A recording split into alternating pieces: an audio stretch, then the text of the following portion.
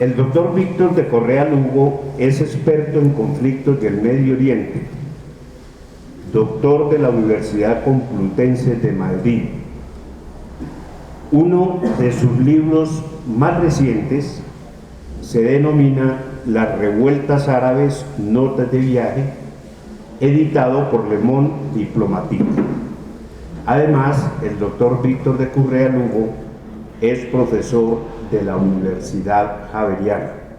Agradezco la invitación y la posibilidad de discutir sobre estos temas, máxime frente a un auditorio que no deja de ser un desafío para el que intente decir algo. Cuando estábamos esperando la llegada de ustedes, sale un tema. Cuando alguien lee mis columnas saben que soy absolutamente pro-palestino. He defendido la causa palestina hasta el tuétano. Trabajé en Palestina, viví en Palestina y tengo una postura bastante clara. Sin embargo, a la gente le resulta curioso que yo sea pro-palestino, pero que cuestione el gobierno de Siria. Entonces, como que eso no termina de encajar. Entonces quiero pedirles durante los 45 minutos que dure diciendo alguna cosa, que me permitan terminar mi discurso. En el sentido de, quiero llamar la atención sobre un problema grave que tenemos en América Latina, particularmente en Colombia y particularmente en la izquierda colombiana. La incapacidad que tenemos, me incluyo, de superar la lectura de los buenos y los malos. Es una cosa absolutamente terrible. Y en el caso del Estado Islámico sí que es complejo. De hecho, yo organicé 7 temas que creo que hay que medio mencionar antes de hablar contra eso. Entonces yo les pido algo de benevolencia a ustedes en dejarme dar mis explicaciones sobre por qué mis posturas en los diferentes conflictos. La segunda cosa que quiero mencionar es que yo me he ido haciendo un discurso de Oriente Medio y rechazo, y lo he hecho, a las posturas teóricas de algunos sobre el análisis de conflictos. Aquí nos inventaron que la señora Mary Kaldor dijo alguna vez que todas las guerras ahora son étnicas y que todas las guerras son religiosas, y con eso ya nos acabaron. Pues la lucha de clases no existe, aquí ya no hay agendas económicas de los conflictos, y la gente, que algunos profesores universitarios, lo más rural que conocen es Cafán de Melgar, y le van a explicar uno el Caquetá, o le van a explicar uno Afganistán. Entonces yo creo que en eso hay que llamo a la prudencia, porque soy bastante crítico con ese tipo de cosas, en que le enseñamos a los muchachos unos modelos y después los soltamos a la realidad, cuando lo que hay que hacer es al revés. Vaya a mirar la realidad y después hablamos. Entonces he ido como trabajador humanitario con varias ONGs, estuve en Palestina, estuve en Sahara, estuve en Darfur, en Somalia, en Bangladesh, y últimamente como colaborador del Espectador he podido pisar varias veces Siria, Líbano, Irak, y fruto de eso es que me he hecho un discurso, me he hecho una práctica y me he hecho un análisis fruto de la discusión con víctimas, con combatientes de los diferentes lados y con población civil. Fruto de eso tuve mi último viaje, estuve junio, julio y agosto en la zona de control de los Peshmerga en el norte de Irak, y parte de eso ha alimentado mis trabajos. No lo tomen como un acto de arrogancia, sino que cuento un poco para que sepan de dónde traigo yo la información que creo decir, sin que quiera decir que eso me hace más o menos válido o no me hace objeto de discusión, por supuesto. Dicho lo anterior, quiero plantear 7 elementos que yo creo que son fundamentales para entender el Estado Islámico. Aclarando, lo primero es que cada uno de ellos daría para un curso. Entonces, ténganme la paciencia del caso en explicarlos. El primer elemento central, el elemento religioso. Hay que entender el elemento religioso, pero no verlo tan lejos. Cuando ustedes, aclaro para evitar confusiones, yo soy ateo y soy anticlerical. Eso no me impide estudiar, y debemos estudiar lo que dicen los demás, ¿no? Y es curioso, por ejemplo, que si ustedes revisan el Corán, pues la Torá, el Corán y la Biblia, hasta el profeta Abraham, están de acuerdo absolutamente en todo. Y una de las cosas fundamentales que se discute es quién es el verdadero profeta. Los judíos están esperando al profeta, por eso van en el año 5000 y pico. Los cristianos ya les llegó el profeta, que es Jesús, por eso van en el año 2014. Y los musulmanes van en el año 1400 y pico, porque llegó el profeta Mohammed hace 1400 y pico de años. El debate fundamental es eso. En el resto se parecen en muchísimas cosas. Uno reza el viernes, otro el sábado, otro el domingo, rezan la misma cosa, creen en Abraham, creen en Adán y Eva, creen en los 6 días de la creación, en el pecado original, en el diablo, en Satanás, exactamente lo mismo, exactamente lo mismo. Pasa que aquí nos han hecho creer que son seres extraños, ajenos. Cosas tan curiosas como esta, una de las suras de los capítulos del Corán está dedicado a la Virgen María. Y eso hay gente que dice, ¿cómo así? Sí, los musulmanes son mucho más cercanos a los católicos que lo que nos podamos imaginar. Eso es una cosa fundamental. ¿Cuál es la diferencia? La diferencia se da en 2 sentidos. 1, la posición frente al Estado, y 2, quién es el heredero legítimo de la palabra del profeta de turno, del profeta que sea. Mientras Jesús crece en medio del imperio romano y se da el lujo de decir aquello de a Dios lo que es de Dios y al César lo que es del César, el profeta Mohammed, en la zona que hoy es Arabia Saudita, en las ciudades de Meca y Medina, crece en medio de una cantidad de tribus, de una cantidad de comunidades, donde él tiene que inventarse un Estado. Y esa situación político, social y militar de esa región lo obliga a convertirse no solo en un líder religioso, sino que se convierte en un líder militar y en un líder político. Por eso desde el Islam la percepción del Estado moderno laico es diferente a como se entiende desde el mundo cristiano. Yo no estoy diciendo que una sea buena o mala, yo estoy colocando unos elementos para que después lo discutamos, pero que tengamos en cuenta eso. Es decir, fundamentalmente el Estado, lo musulmán asume que la administración de la polis también es su tarea, mientras que el mundo cristiano no lo entiende con esa dimensión que sí lo entiende el mundo musulmán. Entonces eso coloquémoslo sobre la mesa, ¿vale? Es parte del debate, por eso en Irán existe lo que existe, en Arabia Saudita existe como existe, y la concepción que se tiene de la gobernanza, palabrita neoliberal y fastidiosa, pero no se me ocurre otra, es diferente en el mundo musulmán que en el mundo cristiano. Ahora, en Oriente Medio la religión mayoritaria es el Islam, pero no es la única. Están los coptos egipcios, que son cristianos, o los maronitas libaneses, ¿cierto? Los judíos, y hay otras religiones, entre ellos hay incluso zoroastrismo. Pero quedémonos con eso, primera cosa. La segunda cosa es quién es el heredero. También Jesús lo resolvió muy fácil diciendo, tú eres Pedro y sobre esta piedra edificaré mi iglesia. Entonces ahí ni Juan, ni Mateo, ni Marcos se pusieron a pelear.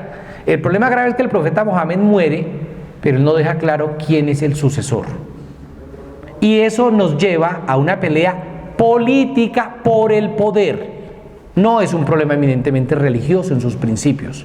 O sea, hacen parte de la misma escuela y se dividen entre los amigos del profeta Mohammed, que son los Salafa, que dan origen al movimiento suní, y uno que es el primo y a la vez yerno del profeta Mohammed, que se llama Ali, que se casa con la hija del profeta Mohammed, que se llama Fátima o Fátuma. Entonces, ¿quién es el heredero? Abu Bakr dice, soy yo, y Ali dice, no, soy yo. Y esto lleva una tensión política por el poder político dentro del mundo musulmán, que deriva en una división. Veamos el mapa del mundo musulmán. La primera que la del mundo musulmán. No, la siguiente. Esa. Y nos lleva a esto. Hay un proceso de expansión del Islam desde el año 632 hasta nuestros días que hace eso que ven en el mapa son musulmanes. Y lo que ven en verde más oscuro son musulmanes chiíes, mientras el verde más claro son musulmanes suníes. Entonces la primera cosa que tenemos que tener en el mapa es el mapa mental, ¿cierto? Este mapa geográfico de lo que entendemos por la religión. Entonces tenemos unos musulmanes suníes y unos musulmanes chiíes. ¿Eso para qué importa hoy? En todo, por lo siguiente. Voy a ser muy breve y perdónenme lo esquemático que sea, y eso puede hacer que caigan ligerezas. El Estado Islámico es suní. No quiere decir que todos los suníes sean del Estado Islámico, pero los del Estado Islámico son suní. Y consideran que los chiíes son falsos musulmanes. Ya tenemos una primera tensión, y es una tensión entre quién es el correcto. En la enseñanza religiosa, tercer elemento y luego salto ya a otro tema, en la enseñanza religiosa y mi experiencia viviendo y trabajando con musulmanes, y si hay algún musulmán en la sala me corregirá si miento, yo jamás he experimentado un solo musulmán que intente volverme musulmán, ninguno. O sea, esa idea de testigo de Jehová, de conviértase, nunca, ni trabajando con ellos. Lo que me suelen decir es, algún día les llegará la iluminación y Alá lo llamará, punto. Pues cuando me llame yo diré si sí o si no, pero no hay ese afán evangelizador. Hay profundo respeto. Incluso en el mundo musulmán se habla de los pueblos del libro, que son los cristianos, los judíos y los musulmanes. Y para los musulmanes es sagrado los otros pueblos. Para el Estado Islámico no. Para el Estado Islámico son lo que se llama en árabe kafir, o sea, infieles, incrédulos. Entonces, a esos hay que perseguirlos. Entonces, este mapa ya genera una tensión. ¿Por qué? Porque ya he dicho que el Islam implica una lectura política. Por tanto, hay una propuesta política de los chiíes y una propuesta política de los suníes. No de todos. Aquí ya empiezo, tengo que estar pisando huevos para poder hablar, para no generar malentendidos. ¿Quién dentro de las propuestas políticas suníes, que son muchas, hay una que es mayoritariamente poderosa y que ha ido alimentando una rama suní de pensamiento, que es el wahabiismo, que son los grupos salafistas, es decir, los grupos radicales, ¿cierto? Los que imponen la sharia, la ley islámica, los que imponen unas formas de comportamiento drástico, de los que se alimentan grupos como Boko Haram, el de Nigeria, o Al-Shabaab en Somalia, o los talibán en Afganistán. Ese país se llama Arabia Saudita, aliado de Estados Unidos. Por el otro lado hay una cabeza del mundo chií, que es Irán. Entonces, la primera cosa es, hay una tensión entre los suní y los chií, y la siguiente cosa, si alguien está tomando notas, después me las presta porque yo ya me estoy confundiendo, y la otra es la tensión entre Irán y Arabia Saudita, al punto que hablamos, yo tengo miedo que se desconecte todas estas cosas que me pusieron, me siento como no, ni de cuidados intensivos. Esta zona, esto es Arabia Saudita, mundo suní, y esto es Irán. Esto se llama la Guerra Fría de Oriente Medio. ¿Qué hace Irán? Apoya a otros grupos chiíes, como el gobierno de Siria, como Hezbollah o buena parte de la oposición de Bahrein. ¿Qué hace Arabia Saudita? Lo contrario. Entonces ahí hay agendas que se cruzan de una manera muy dinámica. Ahora, para complicarles más la vida, si me lo permiten, Hezbollah es un grupo chií y apoya a Hamas, que es un grupo suní. Entonces, cuidado con las agendas, porque no son ya alguien se perdió, lo entiendo. Entonces, primero esto, ¿cierto? Entonces, ahora, eso es lo primero que hay que mirar. La segunda, regálame el mapa de Oriente Medio. Entonces, a ver, perdón. Hasta aquí tenemos un mapa religioso, ¿cierto? Ahora, dejemos este mapa un segundito. Ahora vamos a mirar el mapa de las culturas y nos encontramos con esto. Regálame ese mismo, por favor. Aquí tenemos población árabe. Todo esto es árabe, ¿cierto? Mundo árabe, Egipto, Libia, Argelia, Arabia Saudita, Irak, Irán, ¿cierto? Eso es una cultura, un mapa de la cultura. Segundo, hay unos turcos, que son otra cultura. Hay unos persas, que son otra cultura. Y tenemos turcómanos ahí, tenemos hazara por aquí, tenemos baluchis por allá.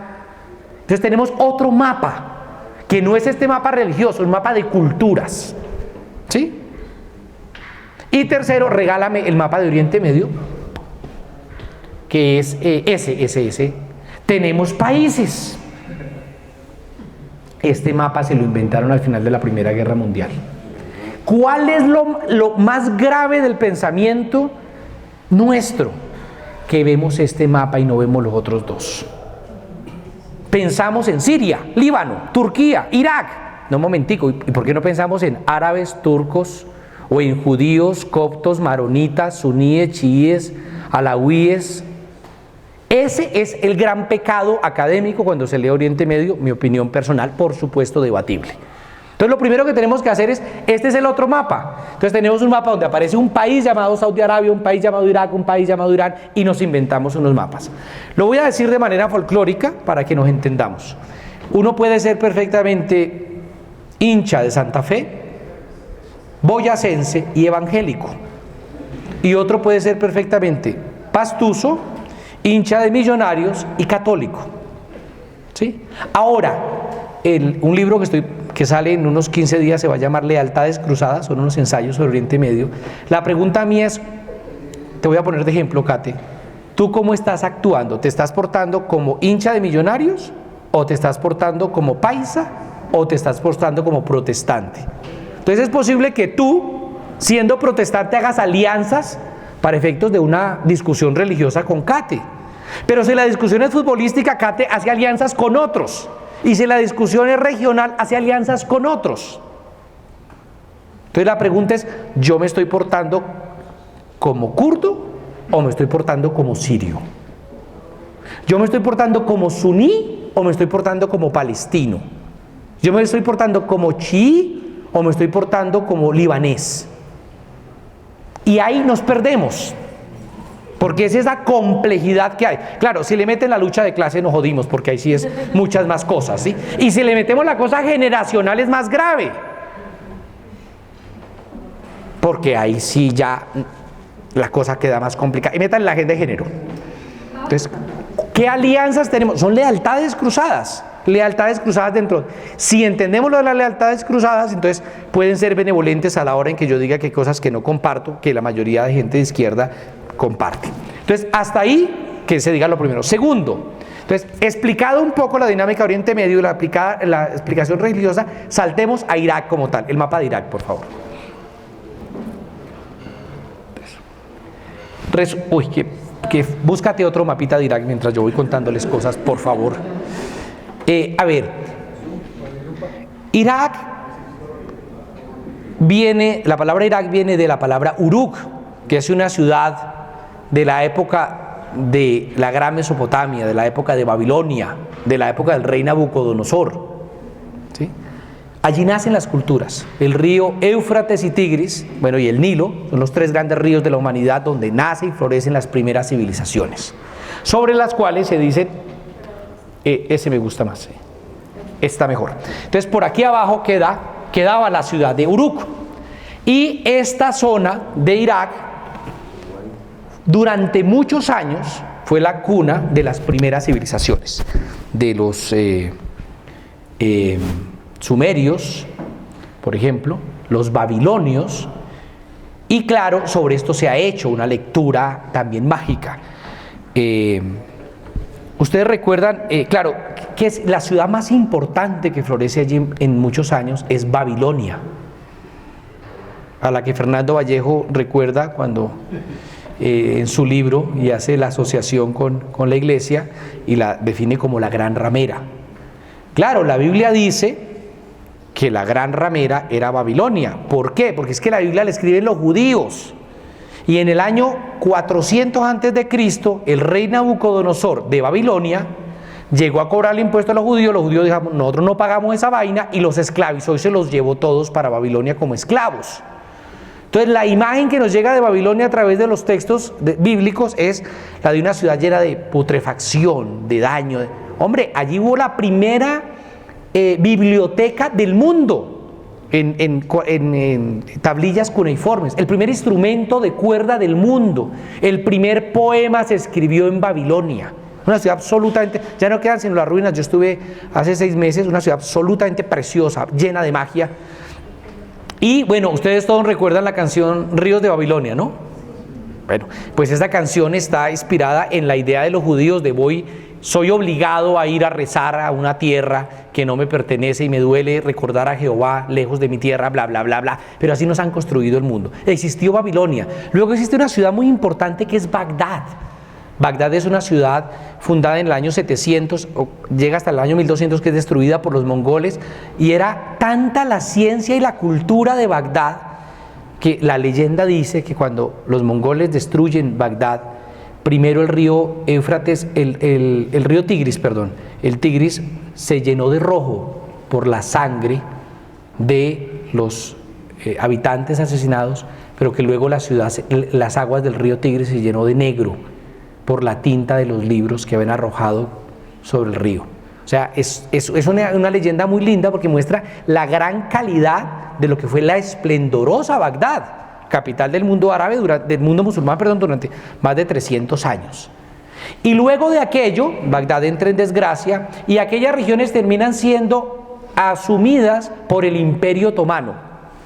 Valga decir que mientras en Europa estaba la peste negra y la Inquisición azotándolos, el Imperio Otomano estaba trabajando en instrumentos de cirugía. Yo soy médico, todos tenemos un pasado oscuro, y los instrumentos que usamos hoy en día fueron creados por musulmanes. El astrolabio es musulmán, el principio de la cámara negra que es clave en la fotografía es de origen musulmán. Todo eso fue creado por los musulmanes. Pasa que también somos muy desagradecidos, ¿no? No, es que Occidente, sí, yo comparto cosas de Occidente, pero no seamos desagradecidos con todo lo que nos dieron la Escuela de Traductores de Toledo, por ejemplo. Y durante 500 años prácticamente el mundo gira sobre el Imperio Otomano. Imperio Otomano que apostó mal en la Primera Guerra Mundial, se va con los alemanes y bueno, estoy siendo muy breve, ya lo sé, termina por sucumbir. Cuando sucumbe el Imperio Otomano, esas tierras de Oriente Medio se las reparten. Búscame ahí, por favor, el pacto Sykes-Picot. Se escribe Sykes-Picot. Y lo que hacen los ingleses y los franceses es repartirse Oriente Medio, como se habían repartido África en la conferencia de Berlín de 1886. Y entonces en el famoso pacto Y-K-E-S-Picot. Ahí lo tienes. Imagen y la que salga está bien. Y esto se reparte en el mundo, la primera es la mejor cita que hay. Y esto se reparte en el mundo de esta manera. Pero déjalo ahí, no importa. No, guárdalo, es muy pequeño, nos resulta muy pequeñito. Y lo que resulta interesante es cómo se reparte en el mundo antes de que se acabe la Primera Guerra. Y los ingleses dicen, yo me quedo con esta tajada. Bueno, esta tajada los franceses y esta tajada los ingleses. Y se inventan un país llamado Irak. Y se inventan un país llamado Arabia Saudita. Y otro llamado Kuwait. Y otro llamado Siria. Y otro llamado Líbano. Y en el 23 uno llamado Turquía. Se inventan los países. Menos Palestina. Esa se la quedan los británicos para después dársela a los judíos en 1947. Esa es otra historia de la que no voy a hablar ahora. ¿Qué resulta interesante de esto? Que este territorio se lo apropian los ingleses. Pero no miremoslo en términos de países, sino en términos del Imperio Otomano. Eran wilayas. Wilaya es una palabra árabe que significa provincias o regiones. Entonces volvamos al mapa de Irak, por favor, Kate. Y nos encontramos aquí, no, el otro, ese. Nos encontramos con que aquí arriba, en esta zona que estoy marcando, era una wilaya, un distrito, una provincia de kurdos, culturalmente kurdos. Y de aquí para abajo había árabes. Entonces ya hay otra tensión nueva, los kurdos y los árabes. Pero además, habían tres wilayas, la de Mosul, hoy en día en manos del Estado Islámico, la ciudad, la wilaya de Bagdad, de árabes, y la wilaya de Basra o Basora, de árabes. Pero aquí viene otro debate. Religiosamente, estas dos wilayas eran suníes y esta de abajo era chií. Lo repito, en el norte estaban culturalmente los kurdos, religiosamente suníes. En el centro, en Bagdad, estaban mayoritariamente culturalmente árabes, religiosamente suníes.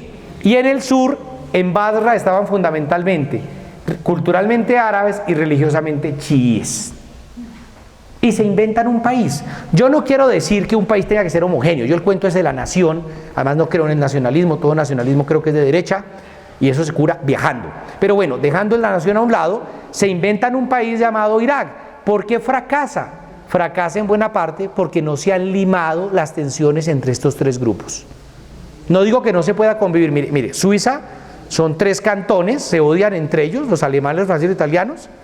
Tienen chocolates y relojes y mucha plata. ¿Sí? Irak no se han limado esas asperezas.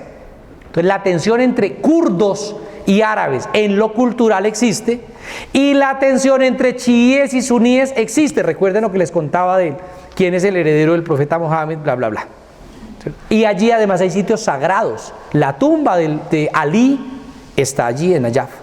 Y el mausoleo y la mezquita de Ali está allí. Y algunos sitios sagrados como la ciudad de Karbala está allí. Entonces, a partir de allí encontramos una serie de definiciones con un agravante. Y es que del año 1979 al año 2003, quien llega al poder es un señor que se llama Saddam Hussein. Saddam Hussein es culturalmente árabe, pero religiosamente suní, profundamente excluyente. Dentro de su exclusión lleva a que como suní excluye a los chiíes del sur y como árabe excluye a los kurdos del norte. Eso explica por qué se porta como se porta. Entonces recordemos los años 80, cuando declara la guerra contra Irán, ¿cierto? ¿Por qué ataca a Irán? Sí, unos son suní, el gobierno de Irak era suní y el gobierno de Irán era chií, pero no es una guerra religiosa. Saddam Hussein iba por el petróleo, por las riquezas, especialmente el gas, porque había salido de una situación, hasta quería aprovechar esa crisis. Eso le lleva, y es muy curioso, porque cuando se declara la guerra coloquemos el mapa de Oriente Medio, por favor. Yo te considero estar cuadrando esa cámara, pero la culpa no es mía. Cuando llegamos a esta guerra entre Irak e Irán, Irak es el que ataca a Irán. Es Irak el que ataca a Irán. Pero Irán acaba de cambiar de gobierno hace un año. El Ayatollah Khomeini acaba de expulsar al Shah de Irán, íntimo de Estados Unidos, Francia e Israel. Entonces, ¿a dónde va a apoyar Estados Unidos, Francia e Israel? Pues a Irak. Pero además Irán se plantea como un discurso teocrático chií, donde terminan marginando a los comunistas. Entonces, ¿qué hace Rusia y China? Apoya a Irak. ¿Y qué hace la Liga Árabe? Pues es que estos son árabes y estos son persas. ¿A quién apoya? Pues a Irak. Conclusión, la guerra del 80 al 89 fue una guerra entre Irán versus el resto del mundo. Y le sacó tablas. Por eso los que intentan decir que es un paseo atacar a Irán, no saben de lo que están hablando. No es el gobierno de Irak, pusilánime, el ejército de Irak, pusilánime y cobarde, no. Estos del ejército de Irak no pudieron en los 80 contra Irán. En el caso del 2003 me contaban en Bagdad, no en el 2003, sino recientemente el año pasado en Bagdad me contaban cómo cuando las tropas norteamericanas están llegando en el 2003, los militares iraquíes se fueron quitando el uniforme, poniéndose de civiles y adiós pues, que les vaya bien. Y son los mismos que ahora cuando llegó el Estado Islámico al norte, en Mosul, salieron despavoridos, dejando cualquier cantidad de armas, munición y carros de combate. La ciudad de Mosul, a la que luego me refiero en detalle, es una ciudad que tiene 2 millones de habitantes. O sea, imagínense ustedes que las FARC captura Medellín. No estoy haciendo comparaciones, por favor. Estoy en términos de capacidad militar. ¿Usted sabe cuánta plata puede recoger uno en impuestos al día en Medellín? Sin contar el poblado, por supuesto, ¿no? ¿Sabes? Muchísima la plata que hay. Se calcula que están recogiendo $3 millones al día en impuestos. Lo que yo sepa, los del poblado no pagan. Si hubiera llegado un musulmán allí como aquellos, capaz que pagan. Entonces, fíjense ustedes de lo que estamos hablando de esta magnitud. Entonces, bueno, en esta guerra, Irak plantea un gobierno absolutamente revanchista, durante los 90, ubiquémonos en los 90, salen de la guerra de Irak-Irán, hace un mal cálculo Hussein, como Hussein ha sido un consentido de Estados Unidos, decide meterse a este paisito que se llama Kuwait, y lo invade en el 90, y en el 91 lo saca George Bush padre. Pero el cálculo que hace Hussein es, como me han alcahueteado todo, de hecho en el 88, Saddam Hussein recibe armas químicas, y la recibe de manos de Donald Rumsfeld, que después es del gobierno de George Bush hijo, para usarlas contra Irán. ¿Y saben contra quién las usa? Contra los kurdos. Entre 50 y 100 mil kurdos son gaseados en el norte del país por Saddam Hussein. Por eso los kurdos no es que quieran a Saddam Hussein ni poquito. Y ahí no reparan que es hermano mío suní. No, me basta con que yo soy árabe y usted es kurdo, es diferente. Vean el juego de lealtades cruzadas que se da allí. Cuando Estados Unidos expulsa a Irak de Kuwait, o sea, Está Estados Unidos acá, los expulsa de Kuwait, se retiran las tropas hacia Bagdad. Años 91, 92, en el norte los kurdos se arman contra el centro y en el sur los chiíes se arman contra el centro. Claro, no los apoyó ni Dios, fracasaron. Las milicias chiíes del sur terminan muy mal y los rebeldes del norte adquieren un nombre que además es en lengua kurda, es Peshmerga. Peshmerga significa los que enfrentan a la muerte, y son los rebeldes de los 90. Abandonados por la comunidad internacional. Y ahí viene un debate, que es mi debate en relación con Siria. Déjenme terminar, después me pelean cuando lleguemos al caso sirio, ¿sí? Y es que yo no creo que un rebelde del que sea, por recibir ayuda externa, deja de tener una agenda auténtica para convertirse en un títere de la ayuda externa. Es decir, yo no creo que uno pueda negarle la ayuda en la Segunda Guerra Mundial a la resistencia francesa, porque no va a caer en manos del imperialismo yanqui. Me parece que ante el fenómeno del fascismo había que sentar un precedente. Y ese es el debate que tenemos ahora frente al Estado Islámico. ¿Cuál es la postura entonces y a qué nos estamos arriesgando? Pero bueno, dicho lo anterior, en el año 2003 cae el gobierno de Saddam Hussein de una manera ilegal, oprobiosa, lo que ustedes quieran, por parte de Estados Unidos. ¿Y a quiénes encaraman en el poder en el 2004? A un presidente kurdo. Irak ha tenido en los últimos 10 años 2 presidentes, uno llegó hace pocos meses, es el mismo, un kurdo, y un primer ministro con mucho poder, que es chií. Entonces, ¿qué pasa? Tenemos un primer ministro chií que detesta a los suníes porque sufrió en carne propia las persecuciones de Saddam Hussein, y un kurdo que en el 2004 plantea una asamblea, plantea una constitución política, y en el 2005 dice, hagamos un Estado federal. Y triunfa un proyecto federal donde los grandes triunfadores son los kurdos. Porque entonces, ustedes ven que ahora Irak, en esta parte norte, regálame la de Irak, por favor. En la parte norte, la parte norte queda en manos de los kurdos. Y ellos incluso crean un ejército federal. Como si uno lleva el ejército de la República Independiente de Antioquia. ¿Sí? Y retoma el nombre de esos rebeldes de los 90, que son los Peshmerga. Y son hoy por hoy la fuerza militar que controla buena de esta parte del territorio. De hecho, yo entré por la parte de Dohuk, de arriba, crucé hasta Erbil y a Kirkuk, y en mi caminar no encontré un solo soldado iraquí. Es más, la frontera norte de Irak te reciben con una bandera kurda. Y de ahí para abajo yo no vi una sola bandera iraquí. Era un país independiente. ¿Qué ha logrado el Kurdistán? Logró empezar a vender petróleo solo. O sea, el petróleo lo vendían solos, sin pasar por Bagdad, sin pagarle a Bagdad. Crear un protoestado, los kurdos. Y dan visa. Pues uno llega allá del pasaporte y tiene visado para entrar al norte del país sin ningún problema. ¿Cierto? ¿Cuál es el problema grave? Que este gobierno ha sido muy revanchista contra los suníes. Entonces, había una organización suní clave de Saddam Hussein, que es el partido Baas, partido árabe socialista del Renacimiento. Este partido, gracias por acordarme la palabra Renacimiento, no siempre la recuerdo, tienes razón. Este partido es desmantelado. El ejército iraquí, que era de mayoría suní, es desmantelado. Y empieza la persecución a los suníes. Claro, hay una región muy rica en tribus suníes que es esta, Ámbar. Entonces, solo para botar unos elementos, ya sé que me estoy desordenando, trataré de ordenarme ahora.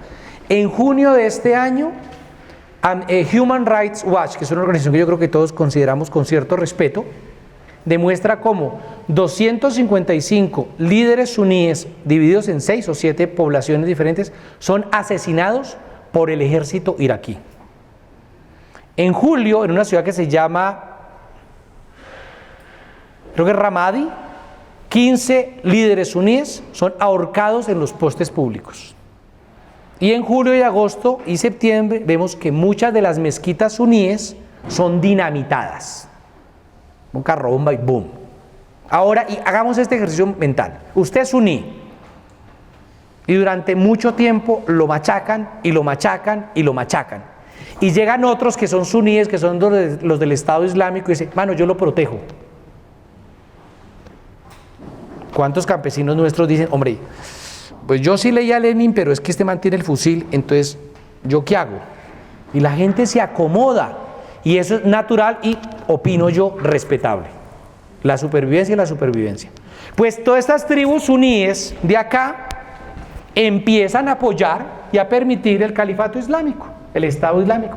De hecho, yo estaba en diciembre pasado en Bagdad cuando cayó toda esta zona. ¿Cuál es la respuesta del gobierno chií kurdo frente a la caída de Anbar en manos de milicias suníes radicales? Represión. Represión y más represión. No entendieron. Irak es un país que hoy en día está produciendo 2.9 millones de barriles de petróleo al día, 3 veces lo que produce Colombia. Y se va la luz en Bagdad, solo en Bagdad, que es la capital, en promedio 10 veces al día. No hay agua potable, no hay servicios de salud. Hay una zona hacia Salma Pak, al sur, que eran potreros y ahorita está absolutamente poblado. Se calcula que hay 2 millones de personas desplazadas viviendo allí. Pero uno dice, ¿cuál ha sido la política chií en estos 10 años y kurda? Los kurdos se han concentrado en el norte, en fortalecer su república independiente, y los chiíes lo han hecho de manera vergonzosa. Con ese mapa de Irak saltamos a los kurdos. Regálame el mapa de los kurdos. Los kurdos, o el pueblo de la montaña, eso está muy bonito. Resulta que es un pueblo, entonces es una cultura. Son mayoritariamente suníes, pero hay kurdos chiíes, hay kurdos zaidíes, hay kurdos alawíes y hay kurdos cristianos y hay kurdos ateos. Y a estos se les prometió en 1920 que les iban a dar un país. Y al final su territorio se partió. Entonces hay un pedacito, lo que ven más claro es, este pedacito es el Kurdistán sirio. Y este pedacito es el Kurdistán, miren la frontera, de Irak. Y este es el Kurdistán de Irán y este es el Kurdistán turco. Están partidos. Ellos no suelen decir, como lo acabo de decir yo, Kurdistán sirio, turco, iraní y el otro que se me olvidó, iraquí, sino que ellos en su nomenclatura hablan de Oriente, Occidente, Norte y Sur. O sea, el Kurdistán turco, que es del sur de Turquía, corresponde al norte de ellos. Y cuando uno habla de Rojava, palabra que se van a encontrar en algunos textos, significa occidente. Están hablando del Kurdistán sirio, donde hay una ciudad fundamental, que es la ciudad de Kobane, que está ahora mismo, lo último que leí, 60% ya en manos del Estado Islámico.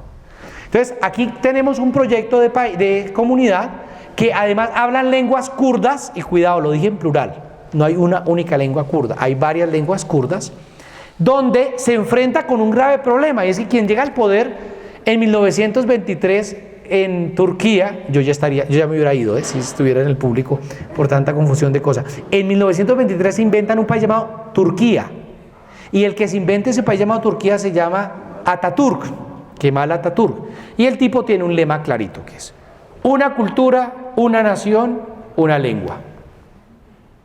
Pues sí, en esa ecuación no caben los kurdos, entonces los niegan, pero los niegan de la manera más brutal. Una parlamentaria kurda en el año 92 se atrevió a hablar en kurdo en el parlamento turco, 12 años de cárcel. Entonces la persecución que sufre aquella gente, se habla de 4.000 fosas comunes en esta zona, me enseñaban los de derechos humanos de allí, y ellos de una ciudad que es su capital, que es esta, Diyarbakir. Ahí queda cerquita una ciudad que se llama, curiosamente, Batman, pero no tiene nada que ver con el superhéroe. Y aquí queda Diyarbakir y tiene acceso a las diferentes regiones. Es un pueblo muy perseguido, pues un pueblo muy aguerrido, muy aguerrido. ¿Sí? El discurso de género, donde yo lo he visto más aplicado en la práctica en Oriente Medio, en los kurdos. A mí me parece bastante interesante. Y ellos fundan varios partidos políticos. Uno de ellos es el Partido de los Trabajadores del Kurdistán, el famoso PKK. En el año 78 los ilegalizan y los tipos se van a la lucha armada en el año 84. Su gran líder es Abdullah Öcalan, se escribe Öcalan, pero se pronuncia Öcalan, y su gran líder termina capturado, bueno, es una larga historia, termina en la cárcel y hoy por hoy se plantea un proceso de paz. ¿Qué ha pasado con el PKK? El PKK tiene una consigna fundamentalmente marxista, Partido de los Trabajadores, un discurso marxista de independencia. O sea, tenía un enemigo que era turco, que eran los países de la región en cuanto a ocupantes, digámoslo así, aunque ellos no usan la palabra ocupación. Segundo, una lucha de clases. Y tercero, una lucha antiimperialista mediante la lucha armada. Cuando cae la Unión Soviética, eso produce un remesón interno y hoy por hoy el PKK está diciendo, uno, hagamos la paz, dos, la lucha de clases se diluye en su discurso, pero plantean autonomía regional. Y de hecho fueron a las elecciones hace un par de años y tienen 92 alcaldías en su poder. Y cuando digo lo del género, les doy un ejemplo concreto. En todas las alcaldías tienen un alcalde y una alcaldesa. Así eso no sea legal, no importa. Pero toma igual decisión, igual poder. Y la teoría de ellos es, ¿cómo carajos van a hacer las mujeres para aprender a administrar si no les dejamos que administren? Y no creemos en la cuota esa de género de 50. No. Vengan los dos y entre los dos le damos. Y entonces yo tuve la posibilidad, por ejemplo, en Diyarbakir de hablar con el alcalde y la alcaldesa y fue una experiencia muy bonita porque es ver todo un trabajo de género ahí como interesante que se da. ¿Cuál es el problema? Entonces, que hay varios frentes. Primero, hablan varias lenguas. Segundo, hay un Kurdistán iraní. Y el Kurdistán, los iraníes más o menos han logrado absorber buena parte de las agendas kurdas. Los iraquíes, ya les conté más o menos dónde estamos, tienen un gobierno regional en una ciudad que se llama Arbil o Erbil, la E y la A en árabe suena bastante parecido, que está acá, aquí la escriben con I, pero no es Erbil. Esta ciudad de acá es la capital del Kurdistán iraquí y la otra ciudad muy sagrada para ellos es Kirkuk, que la llaman la Jerusalén de los kurdos. ¿Cierto? Y cuando el Estado Islámico ataca con todo esto, ocupa Mosul, los únicos que son capaces de pararle el bacho son los Peshmerga. En el caso de Turquía, el PKK que está planteando un proceso de paz. Entonces se abre una mesa de negociación a través de la cárcel donde está Öcalan y se plantea una agenda bastante progresista. Incluso uno podría hacer algunas comparaciones con el caso colombiano. Una de ellas es que Erdogan es reelegido esta vez como presidente, con los votos del PKK, diciendo yo voy a hacer la paz con el PKK. Entonces la bandera de la paz como base electoral también funciona por esas tierras. Y está los kurdos de Siria, a los que Bashar al-Assad siempre les negó la nacionalidad, los persiguió, los marginó, y cuando empieza la revuelta del 2011, empieza a repartirles pasaportes. Ahí sí ustedes, venga usted sirio, porque intentó hacer eso con diferentes comunidades, incluyendo los drusos y los kurdos. Pero bueno, el debate de Siria luego lo daré. ¿Allí qué se ha dado? Entonces, cuando yo visité los rebeldes del Ejército Libre Sirio, estuve con ellos y estuve con varios kurdos dentro del Ejército Libre Sirio. Lo que logré después aprender es que hubo un sector mayoritario de los kurdos que dijeron, no, nosotros no queremos estar con Bashar al-Assad porque es un criminal. Por supuesto no queremos estar con Al-Qaeda porque son asesinos. Pero tampoco estamos convencidos del Ejército Libre Sirio. Queremos construir nuestro propio proyecto. Y crean 3 cantones. Uno de los cantones es Kobane, que está en la mitad de la cadena de los 3, en la mitad está Kobane. Si cae Kobane, despídanse de los sirios kurdos, porque los va a acribillar el Estado Islámico. Por eso están entrando toda la cantidad de tropas que ustedes quieran. Pero aquí hay una cosa interesante. Acuérdense que en el mapa de Turquía, el gobierno turco es enemigo del PKK, es enemigo de los kurdos. Por tanto, en Kobane, que es una ciudad fronteriza, no quiere dejar el gobierno turco que entren apoyos a favor de los kurdos sirios. Fue tanta la presión que ahora permitieron que unos Peshmerga crucen territorio turco y entren aquí a pelear. Ayer llegaron varios cientos de Peshmerga. Y otra cosa interesante que creo que pasó esta mañana es la llegada de un contingente muy importante del Ejército Libre Sirio, de los rebeldes laicos, a apoyar a los kurdos. El 60% de la ciudad está en manos del Estado Islámico. O sea, la cosa es de terror, no es una cosa para estar jugando.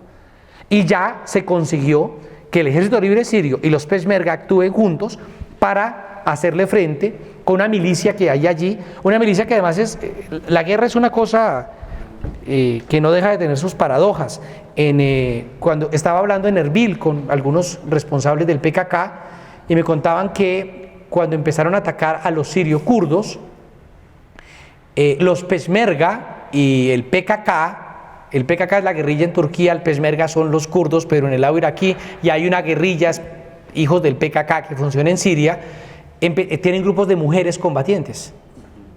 Entonces, cuando los del Estado Islámico supieron aquello, salían en estampida, porque dentro de la creencia de los del Estado Islámico es, si a mí me mata otro combatiente, yo voy al paraíso, pero si me mata una mujer, ya la vaina cambia. Entonces, yo no quiero que a mí me mate una mujer. Y la cosa es tan grave que entonces tuvieron que hacer una fatua, o sea, un decreto religioso. No, mire, hermano, si lo mata una mujer, tranquilo que también va al paraíso. Ah, bueno, ya la cosa cambia, ¿sí? Pero fue una cosa bastante curiosa. Ahora, dese en cuenta que los que están peleando del Ejército Libre Sirio contra el Estado Islámico son musulmanes. Los Peshmerga que están peleando contra el Estado Islámico son musulmanes. Los chiíes, a los que luego hablaré, que están peleando, son musulmanes. Entonces no digamos las tonterías que dice por ahí alguna gente que es una guerra de civilizaciones entre cristianos y musulmanes. Pero se están matando entre musulmanes contra musulmanes. Los cristianos y al caso los bombardeos que está poniendo Estados Unidos, y pare contar. ¿Sí? Que además ya ha matado bastantes civiles y hay un debate sobre la efectividad de eso o no. Yo qué más les cuento, que estaba hablando yo de Irak, ¿cierto? De los kurdos. Entonces, este es el proyecto de los kurdos y es el otro elemento que aparece en el debate, ¿vale? Ahora, pasemos a otro debate que es el debate del yihadismo. Ahí dejemos esta foto clarita. Afganistán, búscame un mapita de Afganistán. Bueno, la palabra yihad, primero es una palabra masculina. ¿Sí? O sea, no es una palabra, uno dice el yihad, no la yihad, el yihad. Significa el esfuerzo por ser mejor persona. Entonces, si yo le pregunto si Kate es una musulmana de Raqqa Mandaka, y le pregunto, Kate, bueno, hay dos acepciones del yihad. Una es la de ser mejor persona y la otra es la lucha en defensa del Islam. Si yo le pregunto a Kate, ¿tú como musulmana estás de acuerdo con el yihad? Ella dice, claro, por supuesto, la lucha por ser mejor. Como yo soy occidental y tonto, yo lo que oigo es, ¿sí ve? Todos son terroristas, esos quieren es inmolarse. Y ahí tenemos uno de los graves problemas de cómo leemos el mundo musulmán, gravísimo. Otro es el de los famosos mahometanos, no, eso no existe. La gente cree que como usted sigue a Cristo es cristiano, entonces los que siguen a Mahoma son mahometanos, no. El cristiano habla a través de Cristo con Dios. El musulmán no habla a través de Mahoma ni de Alí, habla directamente con Dios, o sea, con Alá. Entonces, en los años 80, bueno, acordémonos, ya ustedes en eso me enseñarán, yo de eso sé menos. Un momentico, me quito la chaqueta que ya estoy. Hostia.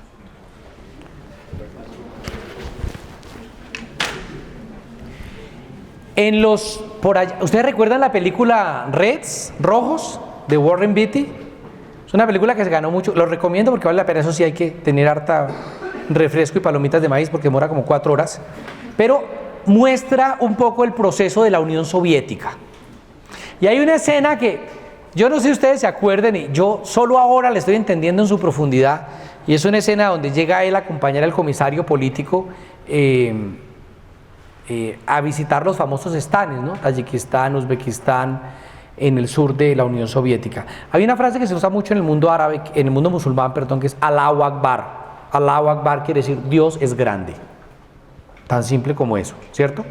La usa todo el mundo. En septiembre del año pasado yo estaba con los de Hezbollah entrando a Siria, y en esos días William Parra de Telesur, creo que le pegaron un tiro, estuvo cerca que le pegaran un tiro en una pierna en Damasco. Yo leí una columna de él y decía, no, es que esto es una guerra religiosa. Todo el mundo dice Allahu Akbar. Yo decía, es la primera vez que William va a Oriente Medio. Me han dicho que en las películas porno dicen oh my God, y eso no convierte la película en religiosa. Lo que quiero decir es, hay frases que son de la cultura, absolutamente culturales. Entonces, en esa idea nuestra tenemos un grave problema, es que no vemos a los musulmanes como ciudadanos. Cuando empezaron las revueltas árabes en el 2011, aquí habían unos pseudoacadémicos de izquierda diciendo no, eso es el proletariado, las masas obreras y proletarias egipcias en la calle. Primero, no habían masas obreras y proletarias y todos los sindicatos eran del bolsillo de Mubarak. Segundo, el sindicalismo independiente en Egipto aparece después de la revuelta, no antes. Pero como no podemos leer en otra clave, de hecho yo rechazo la idea de primavera árabe, porque es, cojamos el modelo de las revueltas europeas del siglo XIX y con eso nombramos, porque somos incapaces de leer de otra manera. Lo mismo que cristianos de Cristo, entonces son mahometanos y ya. O sea, no podemos leer esa realidad de otra manera. Entonces, y la otra cosa que se dio era, todos son agentes de la CIA. Uy, eso todos son agentes de la CIA. Pues muy jodido así. Es muy complicado. En marzo estuve cubriendo Venezuela, las marchas, y vi miles, cientos de miles de personas marchando a favor de Maduro y cientos de miles marchando en contra. Y yo digo, si esos todos son de la CIA, la nómina debe ser realmente costosa. O sea, yo creo que no podemos hacer ese tipo de lectura y negar la realidad. Es que uno ve cientos de miles de personas. Hablemos de eso. Que a usted no le guste es otra cosa. Por lo que no podemos es maquillar la realidad de lo que está pasando para inventarnos una cosa. Finalmente cayó Mubarak y lo que decía es, la gente que estaba en las marchas contra Gaddafi, tan querido en la izquierda colombiana, porque varios de la izquierda armada fueron a hacer entrenamiento en los campos de Gaddafi, cayó Mubarak, cayó Ben Ali, cayó Saleh en Yemen, y lo que se demuestra es que no se estaban portando como musulmanes, estaban portando como ciudadanos, si me permiten la palabra, como actores políticos, no como musulmanes. En un debate que algunos me invitaron de la policía para poder explicar esto a la policía, les dije, ¿cuál es el lema de ustedes? El lema de ellos es Dios y Patria. Dije, bueno, como el lema es Dios y Patria, y ustedes, la mayoría son católicos, entonces los falsos positivos son religiosos. O sea, es cómo leemos, y ellos están pensando por encima del Corán, y también se puede, por ejemplo, hay una frase muy bella de Bourguiba, el gran fundador de la nación tunecina, y él decía, el yihad no hay que hacerlo contra el infiel, hay que hacerlo contra la pobreza y el subdesarrollo. El civilismo musulmán de Túnez es el que ha garantizado que hoy nos estén matando. ¿Por qué Túnez ha funcionado? En buena parte por eso. Porque Bourguiba plantea una lectura del Islam que es diferente, que es civilista, que es de ciudadanos. Si me permiten la expresión, no voy a entrar aquí a discutir si la palabra ciudadanía es la más correcta porque nos gastaríamos mucho más. Entonces, volviendo a Warren Beatty, mandan a Warren Beatty con un comisario político de la Unión Soviética que visite los estanes. Y él llega y habla, el proletariado, porque Marx dijo y Lenin predicó, camaradas, y todos gritan, Allahu Akbar. El tipo no entiende. Esa incapacidad de leer la cultura y la implicación religiosa de las comunidades musulmanas llevó a la resistencia y a los problemas graves de implantar el socialismo en el sur de la Unión Soviética. Si me permiten el desliz, lo mismo que le pasó al Azar en el Cauca cuando el movimiento armado Quintín Lame, incapaz de leer que habían indios. Entonces, no, siempre hay dos claves, ¿no? La burguesía y el proletariado, de ahí no nos salíamos. Bueno, se salían ellos, aclaro, yo no fui del Azar. Entonces, ahí hay una cosa bien peligrosa, y es la incapacidad de leer. Entonces, en el año 78, hay un golpe militar en ese paisito llamado Afganistán. Y lo da un sector de militares acompañados del Partido Comunista. Pero su poder era mínimo, su apoyo de masas era frágil.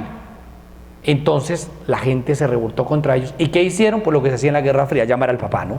Entonces llamaron a Moscú y Moscú entra en diciembre del 79 con tanques de guerra y ocupa Afganistán. Incapaces de leer lo que estaba pasando allí y se fueron 10 años después sin entenderlo. No fueron capaces de darse cuenta que lo que estaba allá no era una lucha de clases. Y en ese ambiente, la consigna que levantan, especialmente la Alianza del Norte, que no es la OTAN, sino una organización local llamada la Alianza del Norte, dirigida por Massoud, un gran líder afgano, lo que plantea Massoud es Esta es una lucha contra el infiel, el kafir, el incrédulo soviético. Y la guerra triunfa. Pero triunfa en buena parte, ¿por qué? Porque esa consigna es tan llamativa, que vienen a pelear musulmanes de Palestina, de Irak, de Libia, de Pakistán, de Chechenia. Son las brigadas internacionales de nuestra querida Guerra Civil Española. Llegan allí de todo lado y se suman a una guerra en la que le dan sopa y seco a la Unión Soviética y finalmente Masud se convierte en un gran héroe. En esa dinámica se crían una cantidad de grupos. Uno de los combatientes, a ver, en ese momento no existían ni los talibán, se dice talibán en plural. Decir talibanes es como decir pieseses, o sea, talibán ya es un plural. Allí no existen ni los talibán ni Al-Qaeda, pero sí están algunos de los que van a ser de manera futura. Por ejemplo, Osama Bin Laden está peleando allí con los afganos. Y aparece un señor que se llama Charlie Wilson, un senador de los Estados Unidos. Hay una película que se llama La Guerra de Charlie Wilson, con Julia Roberts, una buena película, vale la pena verla. De verdad vale la pena verla para analizar, no solamente para disfrutar ver a Julia Roberts, sino para ver la política exterior de Estados Unidos. Yo en mis cursos de política exterior obligo a ver esa película. Y lo que Charlie Wilson llega es diciendo, bueno, a ver, aquí, ¿cuáles son los buenos y cuáles son los malos? Entonces, los malos son los soviéticos. Ergo, todos estos musulmanes son los buenos. Y empiezan a repartir RPG, a entrenarlos, a capacitarlos y fluye el dinero. Cae la Unión Soviética, sale la Unión Soviética en el 89, pero se desgrana. Y en el año 90, 91, ¿cuál es el único valor de Afganistán? ¿Y cuál es el único valor de Somalia? Que eran países tapón. Cuando se acaba la Unión Soviética, ya no hay a quien taponar, ya no tiene sentido. Y Afganistán es un país pobre. De hecho, en Kabul me enseñaron, la capital de Afganistán, me enseñaron una frase, que es que Afganistán está hecho, lo hizo Dios con los pedazos que le quedaron de los demás países. Solo el 12% de la tierra es cultivable. 12%.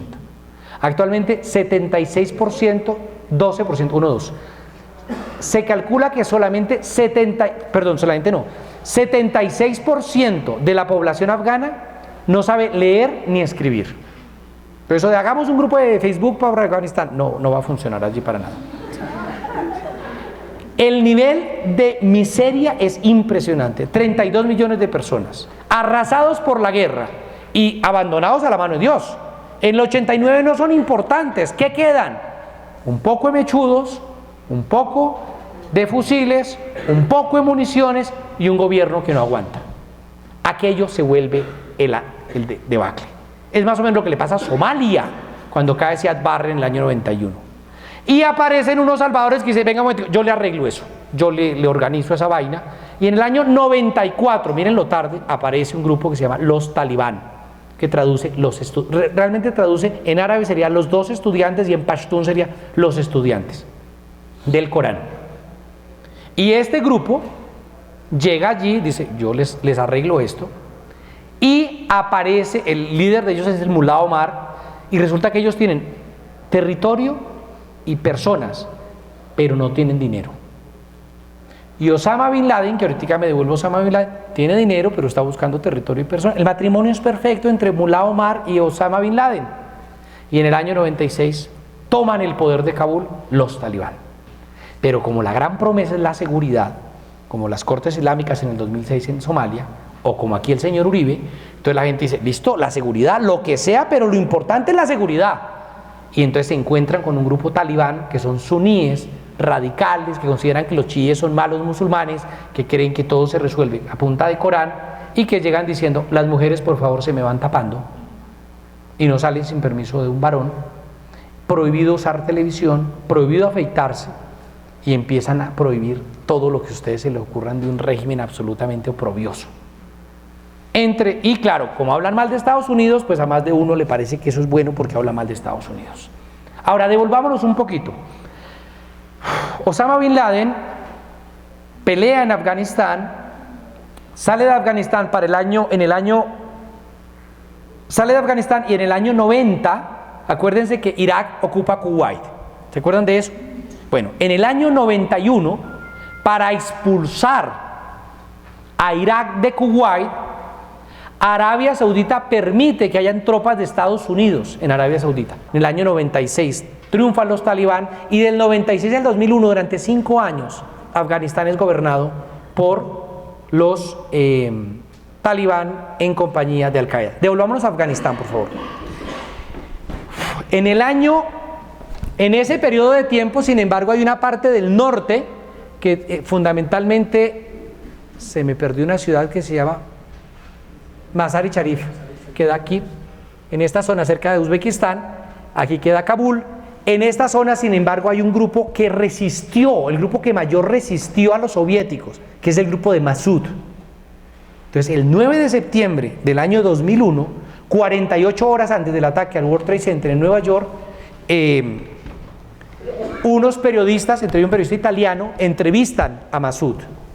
Entonces, una cámara un poquito más grande que esa, en una cueva en el norte, donde está la Alianza del Norte, activan la cámara y ¡boom! Matan al enemigo interno más importante que tenían los talibán, que era Massoud. 48 horas después caen las Torres Gemelas. Cuando Estados Unidos le dice a Afganistán, entrégueme a Osama Bin Laden, lo que el gobierno talibán dice es, 1, deme las pruebas de que fue él, y 2, lo juzgo yo. No voy a dejar que un tribunal de infieles juzgue a un hermano musulmán. Y Estados Unidos decide hacer lo que hace. Ya sabemos que a partir de ahí se crea toda la figura de Al-Qaeda como un símbolo internacional. Y busca mi mapa de Al-Qaeda. Creo que ya lo teníamos, ¿cierto? Y empiezan a proliferar cualquier cantidad de grupos. A ver, hay un grave problema y es que la gente cree que Al-Qaeda es un ejército, que es donde hay un general, un coronel, un sargento. No, eso no funciona así. Lo más parecido a Al-Qaeda es una franquicia. Es como McDonald's, usted paga por el nombre y lo usa. Entonces, por ejemplo, Al-Qaeda del Magreb Islámico son los grupos que están acá, que ahora están controlando buena parte de Mali. Pero ellos no son de Al-Qaeda, se llaman así. El otro grupo es Al-Qaeda de la península arábiga, que es el de Yemen. Hay algunos grupos que se han declarado parte de Al-Qaeda, como Al-Shabaab en Somalia. Hay grupos que son pro o filo Al-Qaeda, como Boko Haram en el caso de Nigeria. Y a partir de aquí se empieza a construir como un mapa de grupos que se dan en diferentes partes del mundo, llamándose a sí mismos Al-Qaeda.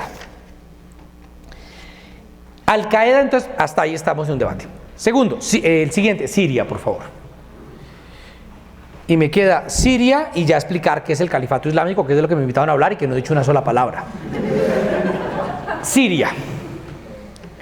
En el año 2011, bueno, en el mundo árabe siempre, la gente dice cosas como la siguiente, no, los árabes tienen otro concepto de democracia. ¿Usted con cuántos árabes ha hablado y les ha preguntado eso?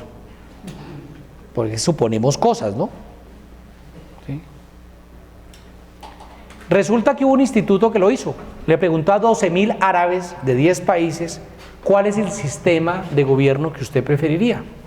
Y el 80 y pico por ciento, creo que fue el 89%, contestó la democracia. Entonces aquí viene una segunda pregunta: ¿qué carajos entiende usted por democracia? Y resulta que la inmensa mayoría contestó lo siguiente: división de poderes, Estado social, elecciones, partidos políticos, respeto a los derechos humanos, la misma vaina que más o menos entendemos nosotros. Por favor, no entremos en el debate aquí de democracia porque nos dan las tantas, pero más o menos ustedes entienden la noción de lo que yo quiero decir, sean benévolos conmigo. Entonces, a partir de ahí se ha demostrado que eso de que no, es que los árabes no están preparados para la democracia, eso es carreta. Ese es el argumento que tenía Gaddafi. Bueno, hay que hacer una aclaración: en la época de Gaddafi no existía ninguna organización social, ninguna. Bueno, había una, la Asociación de Derechos Humanos, que la dirigía Saif el-Islam, el hijo de Gaddafi. O sea, el régimen de Gaddafi hay que verlo con pinzas, que es que hay una idealización terrible por parte de la izquierda latinoamericana. Entonces, ¿a dónde iba yo con todo esto? Sí. Ahora sí me perdí. Siria. Entonces, siempre nos han dicho, no, la excepcionalidad del mundo árabe, o sea, los árabes, no, la democracia se puede colocar hasta en Nepal, pero en el mundo árabe no, eso es carreta, es que nunca les han dejado ser demócratas, nunca les han dejado votar, nunca les han dejado elegir, o como querramos llamar aquello. Y dentro del mundo árabe hay una frase que es: La excepción de la excepción es Siria. Entonces, cuando empezaron las manifestaciones en Yemen, bueno, cae en Túnez en el 2010 Ben Ali, y en enero salen las marchas que llevan a la caída en febrero de Mubarak, y las marchas en Yemen, y las marchas en todo lado. En Siria dijeron, sí, aquí no, aquí somos la excepción. Y en buena parte, voy a correr, ya lo sé, el debate de Siria merecería otra reunión, en buena parte porque el Estado social que había mantenido Hafez al-Assad, el papá del actual presidente, era más o menos estable. Hafez al-Assad llega al poder en el 70, bueno, en el 71 se legaliza y dura en el poder durante 29 años. Luego se encarga de que el heredero sea su hijo, o sea, muy democrático el señor. Su hijo fallece y entonces echa mano del otro hijo. Un tipo que es oftalmólogo, no tiene ninguna visión política, y el tipo fracasa rotundamente en su gestión. A él le dicen, él llega al poder en junio del 2000, y en septiembre del 2000 aparece una cosa que se llama el manifiesto de los 99. ¿Qué le piden los 99 personas que firman este manifiesto? Le dicen, señor Bashar al-Assad, por favor, acabe con la censura de prensa, libere a los presos políticos, abre el diálogo, deje de controlar la sociedad. El tipo no reacciona frente a eso, y en el 2005 aparece una cosa que se llama la famosa Declaración de Damasco, donde un grupo mayoritario de intelectuales le manda una carta diciéndole esto es lo que está pasando. Algunos amigos míos trabajaban en ese entonces con profesores y académicos que firmaron la carta, y la gran mayoría de estos firmantes terminan o en la cárcel, o desaparecen, o terminan en el exilio. Aquello es una cacería terrible contra estas personas. En el año 2010 sigue estable el régimen de Bashar al-Assad, y en el año 2011, en marzo, se da una tontería. La tontería sucede en una ciudad pequeñita que queda en la frontera con Jordania, que se llama Dara, que es esta ciudad. De hecho, la ve uno desde la frontera. Cuando uno está visitando los actos del Golán, se ve claramente la ciudad de Dara. En esta ciudad chiquitica, unos estudiantes muy jóvenes les da por salir a hacer grafitis, en árabe por supuesto, diciendo abajo el gobierno, que hay que Bashar al-Assad. Los muchachos son capturados. Los llevan ante la policía, una policía bastante brutal. A algunos les cortan el lóbulo de la oreja, a otros les cortan los meñiques. Bueno, en fin, la gente termina por hacer no una manifestación, no, una procesión, si me permiten el símil, diría decir, oiga, comandante, suelte de los muchachos. Y la policía abre fuego matando 15 personas. Eso se vuelve una noticia nacional. Yo llegué a Damasco 2 meses después, y en el mercado de Damasco yo les cuento lo que yo vi. O sea, ya cada cual saca sus propias conclusiones. Hablando con la gente en el mercado de Damasco en confianza, me decía uno de los señores, mire, nosotros esperábamos que ese día Bashar al-Assad saliera en la televisión, y como la pena de muerte es culturalmente válida y legalmente también en Siria, que ahorcara a unos 5 policías. 5 policías ahorcados, y se gana todo el cariño de su pueblo.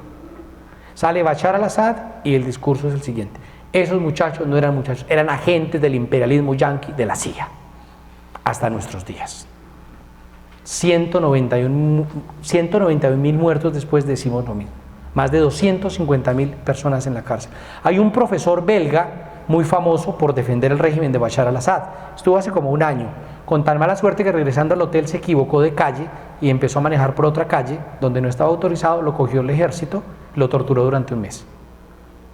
Yo tuve la oportunidad de estar ahí en Damasco cuando estaba empezando la revuelta, y el miedo, la sensación de terror, especialmente frente a la Mojabarat es lo equivalente al DAS, la policía secreta, era muy grande. Después de aquello, la cosa es tan grande que hay 24 generales del ejército sirio que terminan juntándose a un proyecto que nace meses antes, que se llama el Ejército Libre Sirio. Un poco de guerrilleros que se van al monte, la gran mayoría es militares. Hombre, si yo tengo 24 militares y son agentes de la CIA, yo doy un golpe militar, no armo una guerrilla. Pero ahí empieza toda una historia a partir de eso. Entonces, ¿yo qué hice? Cogí el avión, me fui para allá, estuve con el Ejército Libre Sirio. El año pasado entré con los de Hezbollah Siria y he estado visitando los campos de refugiados y en contacto con ellos. A partir de ahí, yo digo lo que digo, y sé que en la izquierda latinoamericana es de muy mal recibo. De hecho, Telesur dejó de entrevistarme porque cada vez que uno va a decir algo de Siria, lo censuran, ¿no? Telesur censura. A mí me llegó a proponer entrevistas previas. O sea, no me joda, la CNN nunca me hizo entrevistas previas y ustedes sí. Caracol nunca me hizo entrevistas previas. Las Claves nunca me hizo entrevistas. Y ustedes me van a hacer una entrevista previa. Pero no, profesor, es para saber si sabe. Pues si no sé, no me invite. Pero es un control férreo. Apenas uno dice una sola palabra, se corta la señal. Lo hicieron 3 veces.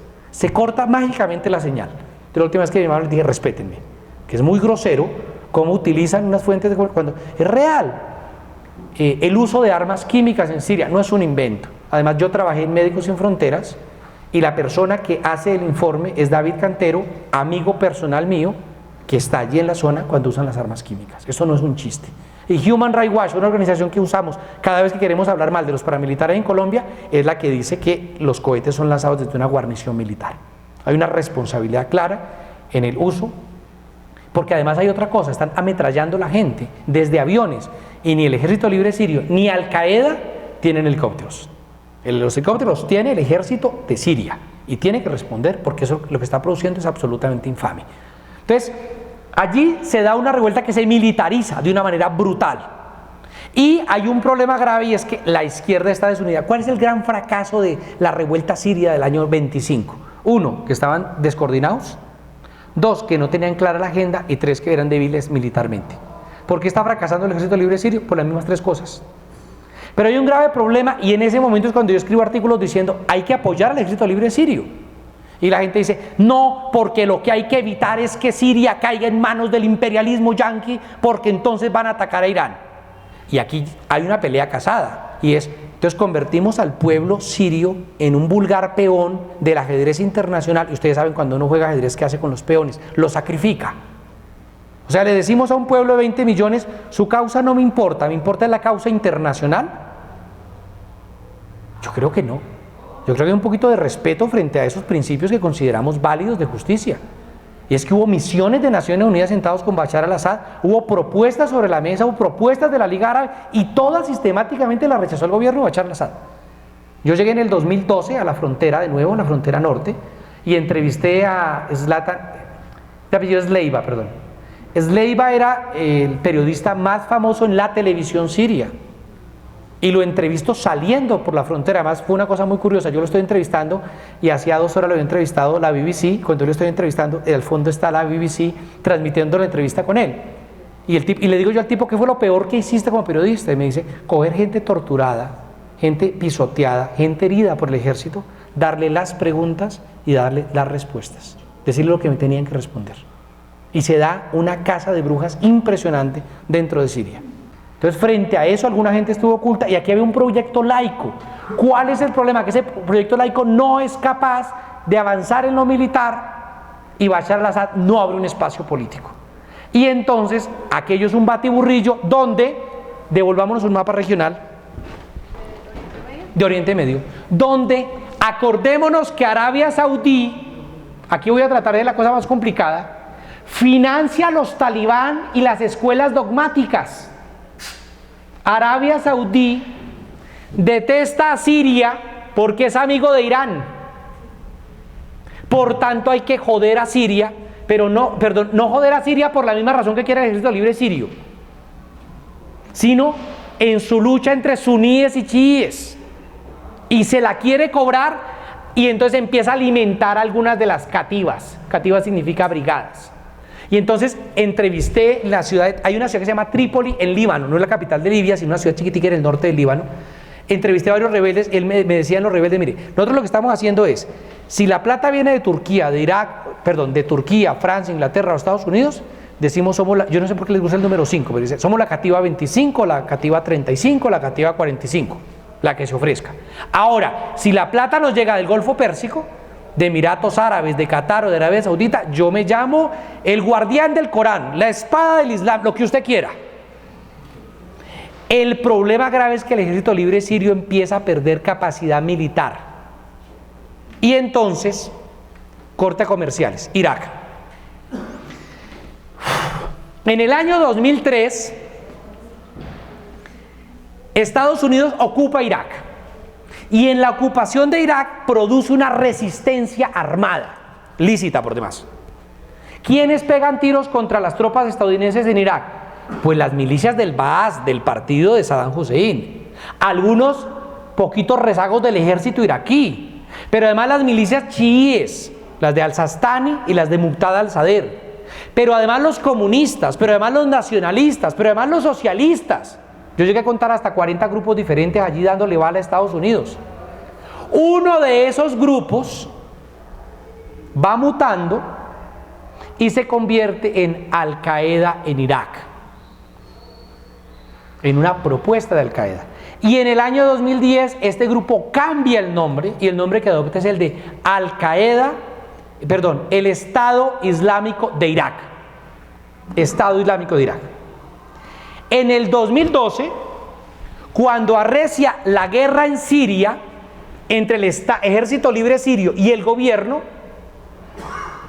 el señor al-Baghdadi, o sea, el de Bagdad, de ahí viene el nombre, al-Baghdadi, es comisionado por Al-Qaeda para que se meta a Siria y monte grupos.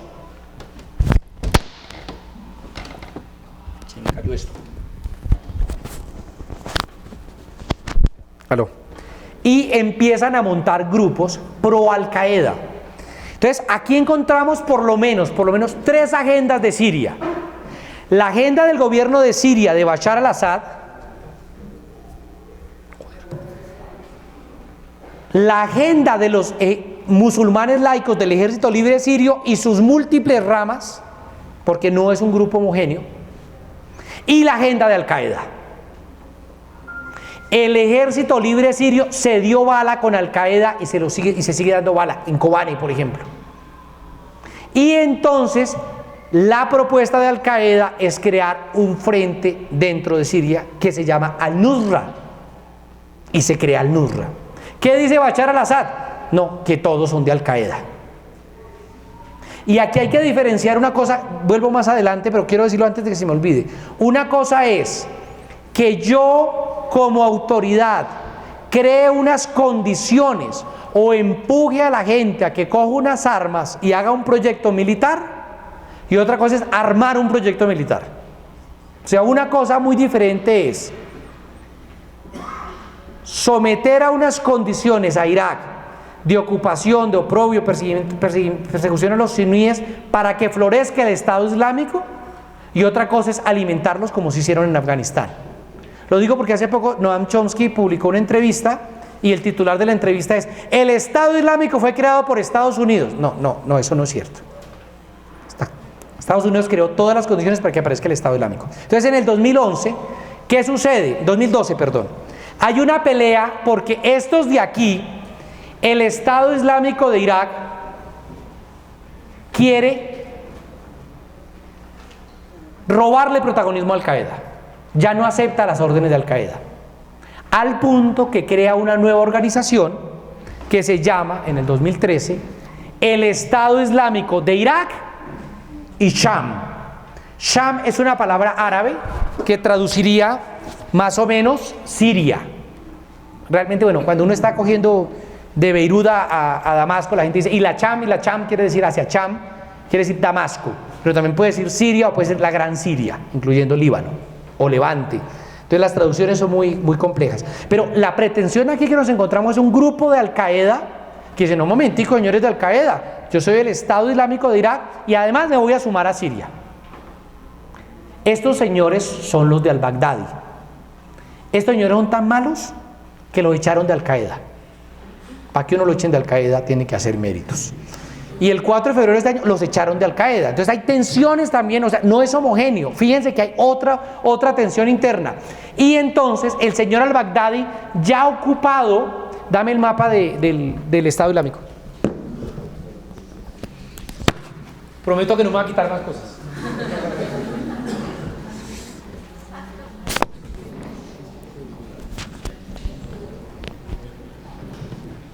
No, el del Estado Islámico.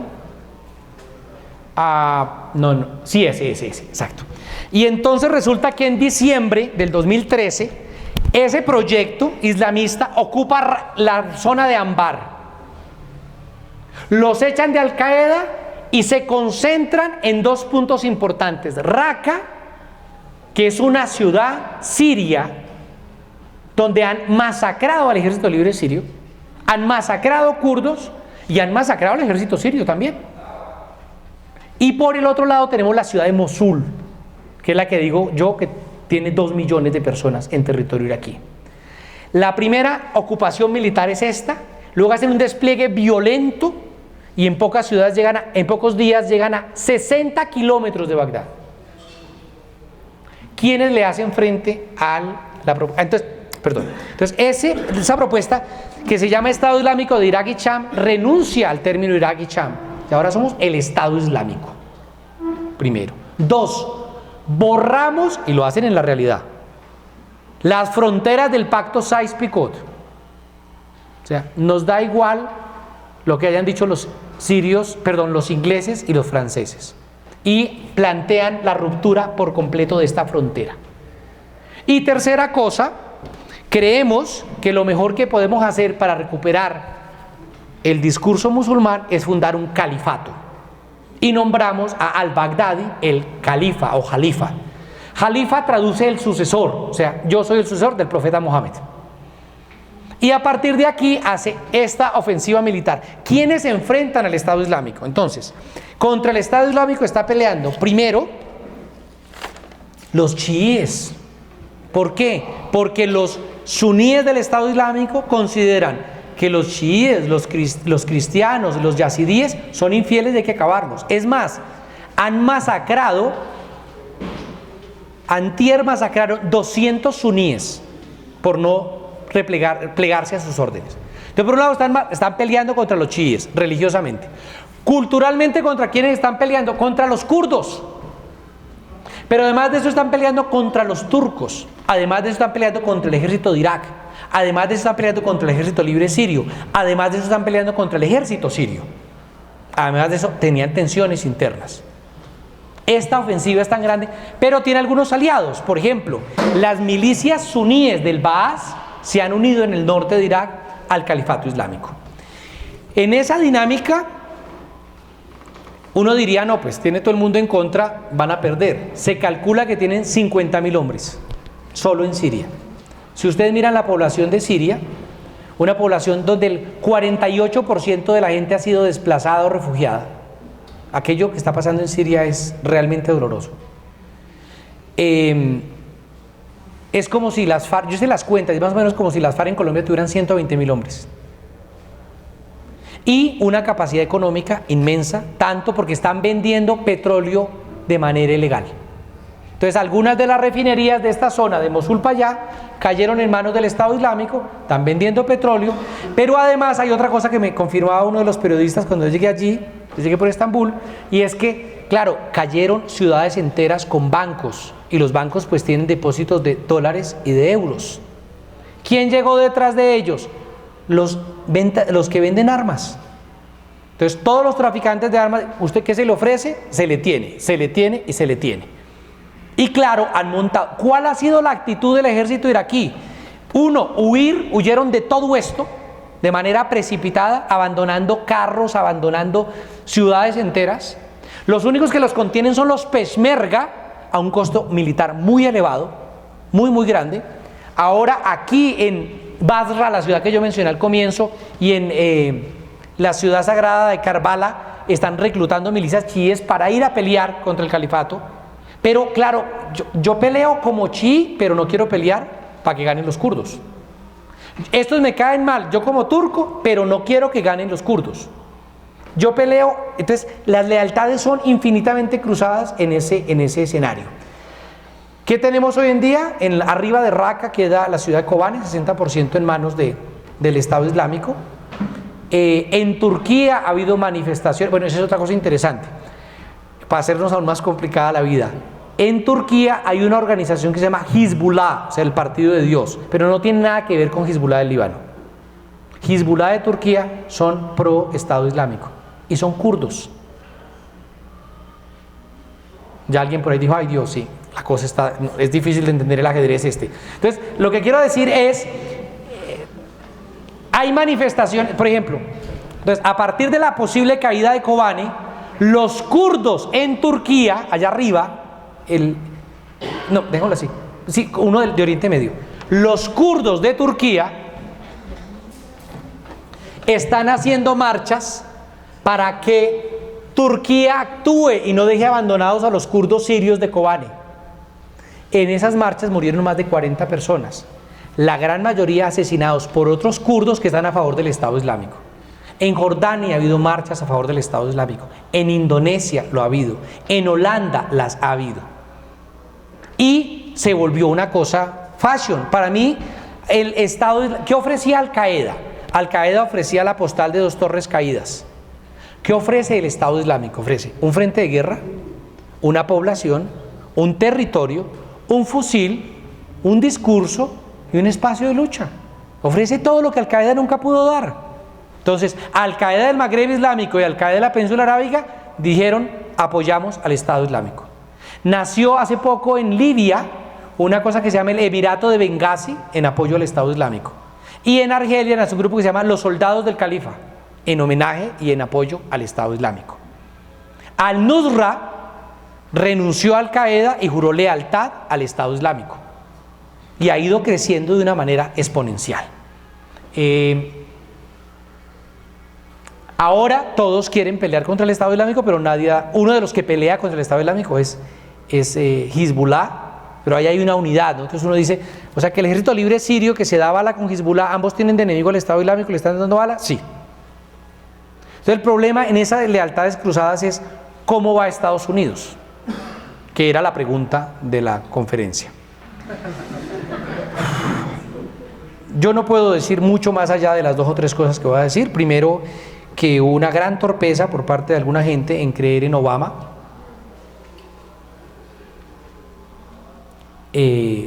Obama, cuando era candidato a la presidencia de Estados Unidos, llegó a Israel y dijo que Jerusalén sería la capital indivisible de Israel. O sea, uno ya sabía qué pie cojeaba. Prometió cerrar Guantánamo y nunca lo cerró.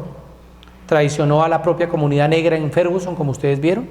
Traicionó a los hispanos porque fue incapaz de las leyes de migración. Traicionó todo lo que dijo en junio del 2009 en la Universidad del Cairo, donde dijo que Irán tenía derecho a usar energía nuclear con fines pacíficos, y que lo que había en Palestina era una ocupación. Entonces ahí no hay que guardar esperanza ninguna. Realmente Obama solo tenía que hacer una cosa, era hacerlo mejor que George Bush. Era sencillo, no pudo. Y dentro de esto ha sido profundamente torpe. Recordemos que el presidente que más tropas manda a Afganistán no es George Bush, es Obama, precisamente cuando le dieron el Nobel de Paz. Y la torpeza de la política frente a Irak, frente a Afganistán y frente a Yemen ha sido absoluta, en parte porque no logran entender las dinámicas locales. Cuando atacan George Bush Afganistán en el año 2001, solo un agente de la CIA hablaba, ni un agente de la CIA, ni uno solo hablaba pastún. Si usted está invadiendo un país y no sabe ni siquiera qué están hablando. Entonces, aquella torpeza llevó a un desgaste muy grande. Los errores más graves de Obama han sido no leer las revueltas árabes de manera adecuada, apoyar un régimen militarista terrible como el de Al-Sisi en el caso de Egipto, fijar una línea roja que era las armas químicas en Siria para no hacer nada, cosa que Rusia sí le enseñó cómo se hacía política exterior y se le sigue enseñando en Ucrania, en Georgia. Mantener un gobierno absolutamente excluyente y revanchista de chiíes kurdos en territorio iraquí, porque es uno de los grandes pecados que hay. No desarrollar política social absolutamente para nada. Resolver con una gran impunidad la acción de los Estados Unidos. Ustedes recuerdan las torturas de la cárcel de Abu Ghraib. La gente recuerda eso en Irak. En las calles de Irak la gente habla. Recuerdan las fotos de los militares torturando a civiles en la cárcel de Abu Ghraib. A partir de ahí, la alternativa que plantea es ir a entregar unas armas. A ver, independiente de si esas armas van para los kurdos, el ejército libre sirio, esa no es una estrategia. Ya Clinton había fracasado y George Bush habían fracasado cuando creyeron que la solución a Somalia era mandar camiones de armas, ¿cierto? Eso no sirve, o sea, no hay una estrategia clara. El problema grave está en que Estados Unidos quiere meterse, pero no está pensando ni en los derechos de los kurdos, ni en los sirios, ni qué hacemos para refundar el Oriente Medio. No, lo que tiene es una agenda absolutamente imperial. Mientras el petróleo fluya en Irak de manera adecuada, a Estados Unidos el resto le importa un carajo. De hecho, hay una película que es ciencia ficción que se llama La Zona Verde, de Green Zone, con Matt Damon. Es una película interesante para verla. Lo curioso es que existe una zona verde en Bagdad. La zona verde en Bagdad es una zona amurallada. A mí me recordaba mucho las películas medievales. El castillo medieval y por fuera los pobres. Yo nunca pude entrar a la zona verde. Que llevar una invitación para poder entrar. y afuera en Bagdad, todos los días, literalmente, totea un carro bomba. Todos los días. Cuando uno habla con gente de la zona verde, dice, es que aquí, ¿cuál guerra? Aquí no ha pasado nada. Porque ellos no lo viven, no viven la guerra para nada. Entonces, a partir de esos elementos, yo creo que ya se puede plantear el debate. De verdad, lo siento si me extendí mucho. No dije mucho de lo que es el Estado Islámico ahora, ni dije mucho de la agenda de Estados Unidos, pero si en esos 7 puntos yo creo que uno no puede medio adentrarse al debate. Muchas gracias.